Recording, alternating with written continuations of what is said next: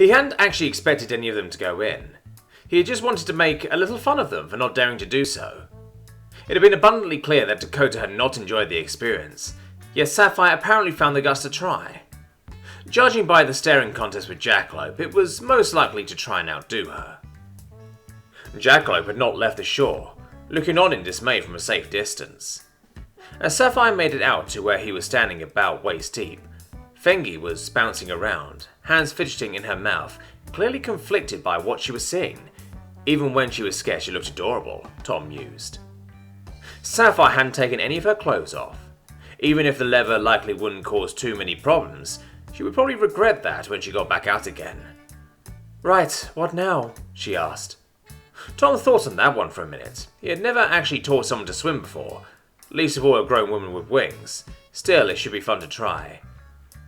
"I think it would be easiest for me to hold you while you try to swim. You need to go like this." He started showing her what to do with her arms and legs, teaching her when it was smart to breathe. He did a little demonstration too, swimming around her a bit. "Okay, doesn't seem too hard. It won't hurt, right?" Tom shook his head bemused, and she did a little jump, psyching herself up.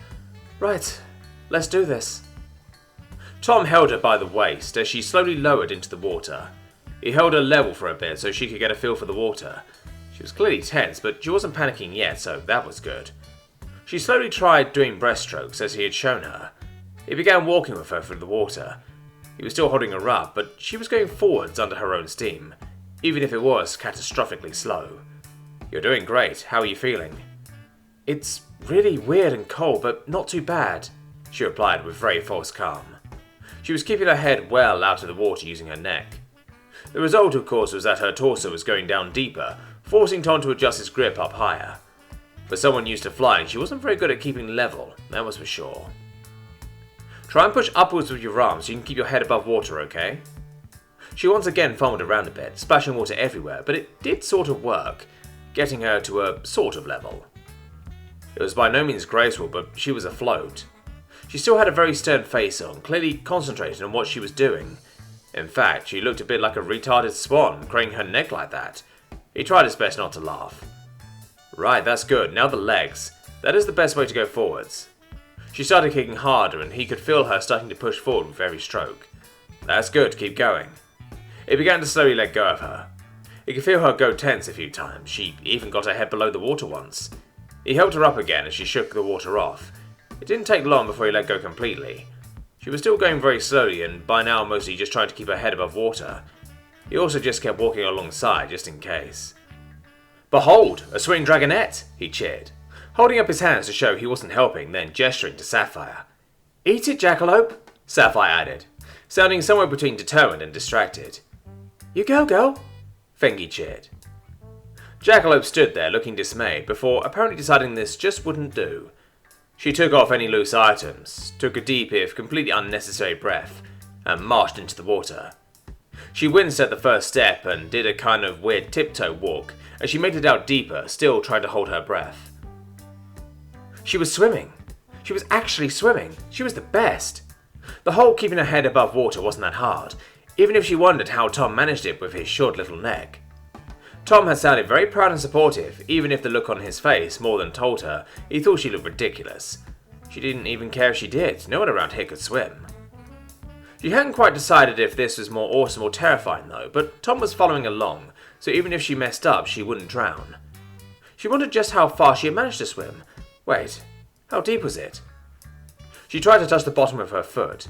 She tried a few times until her head went under on one stroke. The cold water made her gasp, which she quickly found out was a mistake as she breathed down the cold water. Tom pulled her out as she began coughing up water. No, this was more terrifying. Definitely terrifying. She hadn't even been able to reach the bottom. She must have made it out way too far. As Tom held her up and let her get her breath, it did dawn on her that he was currently standing. There you go, get it out. It sounded calm as ever. If you want to touch the bottom, you need to stand up, but practice makes perfect. Might need to teach you to tread water. Then she heard Jackalope letting out a burst of nervous laughter, so she had decided she could do it too. Damn it. It was rare for her to not be laughing her ass off when Sapphire was in a position like this though, so she was clearly terrified too, possibly even more than Sapphire. Tom helped Sapphire back on her feet, turning his attention to Jackalope. Well, well, well, look who took her brave pills. You have those? Jackalope asked, sounding a little hopeful. Sadly not. Tom patted the disappointed Jackalope on her shoulder. Anyway, so you want to try too? Then there was a splash as Fengi landed. She let out a screech upon entering the cold water and immediately looked like she regretted what she had done.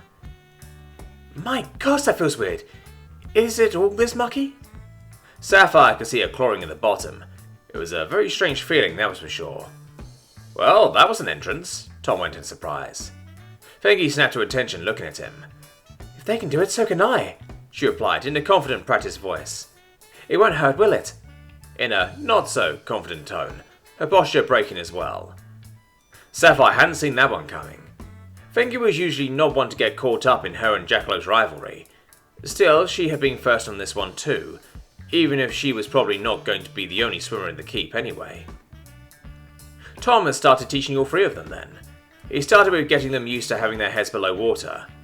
That was most likely the least nice piece of training Sapphire had ever done. It took several minutes to convince Jackalope it wouldn't kill or hurt her. It was apparently supposed to teach them not to breathe underwater, since they did struggle a bit with that. Well, it was hard not to gasp for air when something that cold hit your face, genius, Sapphire thought to herself. You do this to your children? Jackalope questioned. It's terrifying. Yeah, they laughed though. This is a game to them. Normally we would count jumping up and down before going under, he replied, sounding cheery. We also try and see who can hold their breath the longest. Your kids are fucking badasses, Jackalope added. Tom just laughed a bit at that. Well, they ain't scared of it. Can't be brave if you aren't scared. Sapphire needed to remember that one for Dakota. It even made sense. What about the others? I'm guessing Dakota doesn't want to try? No, I don't think so either, and Esmeralda has a husband to tend to, Sapphire replied. How can't they be scared of this? What's wrong with them? Jackalope protested, clearly trying to stall before they were supposed to go back under. Tom, though, just started counting down again to her evident dismay. 3, 2, 1, deep breath. By the gods, that was unpleasant. After having done the maneuver several times already, Sapphire was more uncomfortable and less terrified. Nothing bad had happened yet, after all. As she came back up, Tom asked Jackalope, Would you be surprised to know I'm scared of heights? Well, scared of heights? Well, it sort of made sense if you couldn't fly, but still, Tom flew with them all the time. Fengi beat her to the question, though. Then why would you go flying with us? Not scared of flying, just heights. Many humans have it. If I stand on a ledge, I'm scared to look down. That was an odd arrangement. Sapphire wasn't really sure how it was possible to be scared of one and not the other. If anything, flying was more dangerous than standing in a tall place. So you aren't scared when flying with us? Sapphire added. Well, I wasn't afraid of flying. Coming here might have ruined that. Definitely afraid of falling now. That one Sapphire could understand. He hadn't had the best luck with staying airborne. Besides, a little scary is exciting in a way. Fuck yeah! Jackalope with the wheeziest voice Sapphire had heard in a long time. It was clear she wasn't here because she enjoyed it. Still, she was doing her best to keep up appearances. They had continued with the various exercises. It wasn't pleasant, but the more they did them, the less scary it became. His teachings appeared to be working then. Tom had taken Jackalope and Fengi through the same lessons as Sapphire, where she learned what Tom called the breaststroke. There were apparently many ways to swim. One kind was plenty for Sapphire. Being able to brag about being able to swim sounded awesome to her. One kind would do just fine for that. While he was going at Fengi, Sapphire had changed Jackalope to a race, which he of course easily won, having had several more minutes to master the art of swimming. Eat my tail, Jackie! Why am I not going forwards? Came the reply from behind. She wasn't going to tell. They had all done very well. They were clearly scared, but after a while he had them splashing around under their own power, so he just kept watching them. The dunking exercise did seem to have taken the edge off the fear, so perhaps it was time to see if he could get them to have a little fun. Sapphire and Jackalope had already started racing, so that was a good start. He wasn't going to ruin their good mood, though. The plan was simple. Go behind Jackalope and splash water at Sapphire and blame Jackalope. It was quite possibly the oldest trick in the book, but it was in it for a reason. When the water hit Sapphire, she looked like she had found a cockroach, letting out a screech of surprise. What the? Jackie! What is it? Jackalope just managed to look up confused as a spray of water hit her, eliciting a very un-jackalope-like girly shriek from her. "Oh, you were going down for that!" As expected, Jackalope immediately returned fire, starting the water fight properly. They lacked proper technique, but low grav combined with the fact that they were in great shape, especially Jackalope, sent the water flying all around. They of course managed to hit both Tom and Fengi doing so. The two of them looked at each other with a nod, teaming up. In the beginning it was mostly shrieking and curses, but as they started to figure out to shield their mouth and nose from the incoming water, laughter began to spread. Tom was having a great time, currently pouring water onto Sapphire, Fengi following suit. "Jackalope started it!" Sapphire protested at being hit from multiple sides. Fengi and Tom dutifully responded, switching fire to Jackalope. "No I didn't, you moron, you splashed me!" Jackalope tried to defend. Realising she was now outnumbered 3-1, she elected to try and even the odds, charging at Sapphire. Running in water wasn't something they had been trained in though, so she only managed to fall face first into the water. It was only Tom laughing before he managed to stifle it, looking a bit guilty. Jackalope's head soon came back out of the water though, looking defeated. "That didn't work," she concluded, water running off her face. "Well, that's what you get for splashing water at me," Sapphire accused. "I didn't do it, I swear." Tom couldn't help but crack a laugh at that. Fengi looked at him with a quizzical look, narrowing her eyes. "I think I found the guilty one," she said, pointing at the laughing Tom. Like there was a need for theatrics, she had seen what he did. Jackalope's head turned to look at Tom, an evil smile starting to show on her face. "Oh, you clever little bastard, come over here now." That last order was almost barked at him. Time to retreat. Time for some exercise. Tom went running for shallower water. Judging by her first attempt, he was very confident of his chances of outrunning her, especially if the waters were shallow. He didn't hear another splash though, instead he heard the sound of unfolding wings. As he looked back, he saw Fengi giving Jackalope a leg up, to give her the free space she needed to beat her wings. Well, that just wasn't fair at all. After that, it was only a matter of seconds before Jackalope slammed into him with considerable speed. They both went in with a big splash, water going everywhere. He had to commend Jackalope for the dedication, even if he was fairly sure he now sported a few new scratches and bruises. She had been utterly terrified to start with, possibly the most scared in fact, and here she was, trying to wrestle in the water.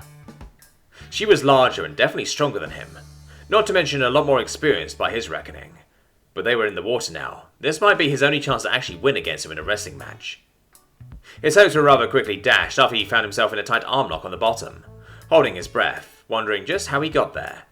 Then she got a proper grip on him and hoisted him out of the water and cleaned off her head. He hadn't tried that in decades. Being lifted over someone's head was something he did with small children, just like his father used to do when he was little in fact. "So, gonna say sorry?" she asked him as she balanced him up there. "Fuck no, this is great." He couldn't see her reaction, but he hoped it was a head tilt followed by another of those incredulous expressions that just never got old. "Right, I forgot, you're fucking crazy." With a grunt of effort, Tom went flying. He couldn't resist the urge to go woohoo as he went in. This was turning into the best day ever. It had been a good toss too, but he wondered if she could do better. He got back up and turned back to Jackalope, pretending to crack his neck. "You know, now I'm going to try and make you do that again, right?" She just shook her head, hunkering down, arms spread ready to greet him. "Well, I'm not surrendering to no man, that's for sure, not even in water." "Hey, I'm a Huntress now, remember?" "Well, come prove it then, rookie." She rolled out her challenge. She would likely have been scarier if she hadn't been quivering with fear of playing a kid's game mere minutes before. That did take most of the fire out of her eyes. She didn't need to say it twice though. He charged as quickly as the just below waist-deep water would allow. It was most likely the least terrifying thing she had ever seen, so maybe that would help with her fear of water. This time, he had a plan though. As he got close, he dived in head first. He was going to go for the legs.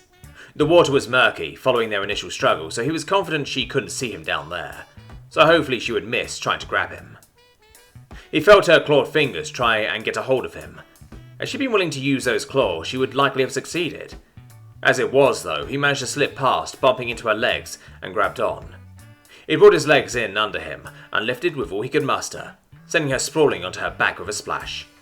She spread her wings to try and stop the fall. That did manage to keep her from going too deep in the water. Tom was a little worried for a second as she began kicking with her clawed feet. Those things were more like what you would imagine on a raptor, and the claws were 10 to 15 centimeters long each. He made sure to keep them as far away from his face as possible.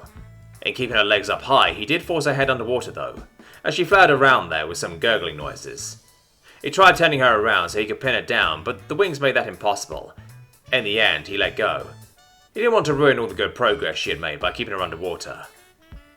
She came back up with a splutter and a cough, though it did seem she had avoided the worst of it. She didn't look like she was done though, not even close in fact. Her eyes locked on what he had guessed was about to be his very sorry ass. He tried to grab her legs again, but she managed to pull them back under her, crouching down. Her eyes almost seemed to glow or even flicker as with a powerful leap and a single beat of her wing she went sailing clean over him. Tom admitted he hadn't seen that one coming. Even in this gravity, he would be lucky to make much more than a meter off the ground. Looking up in amazement wasn't the best tactic though. As he pondered how much the extra joint in her legs had helped, he felt her grab him by the waist from behind, and once again he went flying for the air. He hadn't been suplexed before either, even if he and a few drunk friends had once tried to do it to each other with very little success. As he pondered what had just happened, he slammed into the water once again with a splash. He was fumbling around for a bit before he got his head back out of the water with a huge grin on his face. "Are you done? Or do I need to teach you again?" Jackalope went, looking down at his head held high. "Again," was all he bothered to respond, as he once again tried to charge her at a snail's pace. "Doesn't it hurt to get thrown like that?" Sapphire added, she and Fengi having made their way over. "No, it's great," he replied enthusiastically. "What the? No, Fengi!" He heard a splash from behind and turned to see a laughing Fengi, who had apparently just surprised a now very unamused-looking Sapphire. The two of them went at it as Tom watched. It didn't take too long before Sapphire got her revenge, getting a hold of Fengi by the thigh and shoulder, spinning her around a few times before letting her fly. She actually got a fair amount of distance before hitting the water. Tom waited to see if Fengi was okay before turning back to Jackalope. Do that, he went excitedly, pointing to where Fengi had landed. Jackalope's face turned to an incredulous grin as she shook her head. "If you say so," she replied in a chuckle. "Yes!" Tom made his way over and she grabbed him. She took 3 full revolutions before letting go. The air time felt like several seconds to him as he went sailing through the air, coming down on his back.